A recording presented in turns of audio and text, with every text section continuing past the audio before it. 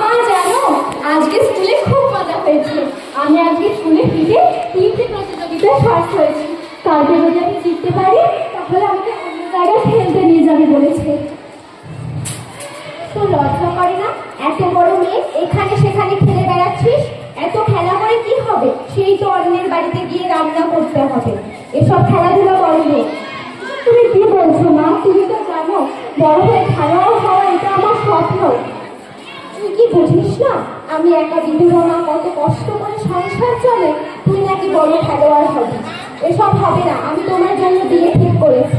3 দিন পর তোমার বিয়ে। বিয়ের জন্য প্রস্তুতি নাও। এসব খেলাধুলা বন্ধ, আর আজ থেকে সব স্কুল যাও বন্ধ করে।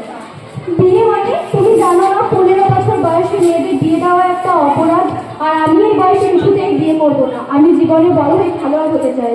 তুই কি বেশি বুঝিস? আমি যেটা বলেছি সেটাই হবে। না, কিছুতেই আমি বিয়ে করবো না।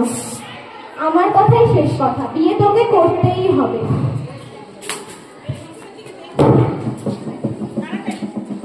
সায়ন্তনী ভেঙে পড়লো, এরপর কাঁদতে লাগলো।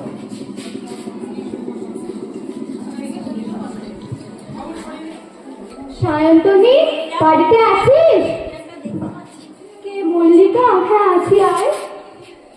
কি রে, তুই যে বলি যোগা ডান্সটা প্র্যাকটিস করবি? আমার আর মনে হয় খেলা পড়াশোনা কিছুই করা হলো না রে। কেন? কেন হবে না?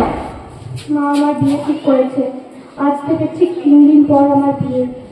কি বলছিস তুই? ঠিক আছে, আমি দেখছি কি করা যায়। আমি এখন আসছি।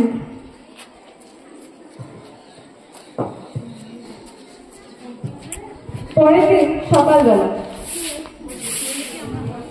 কাকিমা, বাড়ি আছো? কিরে কুসু, তুই এত সকালবেলা এলি যে? হ্যাঁ, আসতে তো আমাকে হতোই। দেখো কাকে নিয়ে এসেছি, আমাদের স্কুলের দিদিমণি। আরে দিদিমণি, আপনি আসুন আসুন। হ্যাঁ, আমাকে তো আসতেই হতো। তোমার এত বিপদের দিনে আমি কি না এসে থাকতে পারি? মানে? আমি শুনলাম আপনি নাকি ওর বিয়ে ঠিক করেছেন। কুসুম জানাবো আমায় খবরটা। তা আপনি এরকম কাজ একদমই করবেন না। এই বয়সে মেয়েটা বিয়ে দিয়ে দেওয়া মানে তোকে জেনে শুনে জলে ফেলে দেওয়া। আপনি এমন কাজ করবেন না, আমি আপনাকে একান্তভাবে অনুরোধ করছি। কিন্তু দিদিমণি, যাদের হাড়িতে ভাত চড়ে না তাদের স্বপ্ন খেলোয়াড় হওয়া। এরকম স্বপ্ন আমাদের না দেখা উচিত। স্বপ্ন দেখার অধিকার তো সবার আছে। আর এখন সরকার বিভিন্ন স্কলারশিপ, কন্যাশ্রী, ওএসি প্রভৃতি দিচ্ছে। আর আমাদের স্কুলে তো মিড ডে মিলের ব্যবস্থা আছে, ওর কোনো অসুবিধা হবে না। আর দরকার পড়লে আমরা না হয় আপনার কোনো কাজের ব্যবস্থা করে দেবো। আপনি একদম চিন্তা করবেন না, বরং ওকে এগিয়ে যাওয়ার পথে উৎসাহ দিন। এতেই আপনার আর ওর দুজনেরই ভালো হবে। ঠিকই বলেছেন দিদিমণি, আর আপনারা তো শিক্ষিত মানুষ, ভালোই বুঝবেন।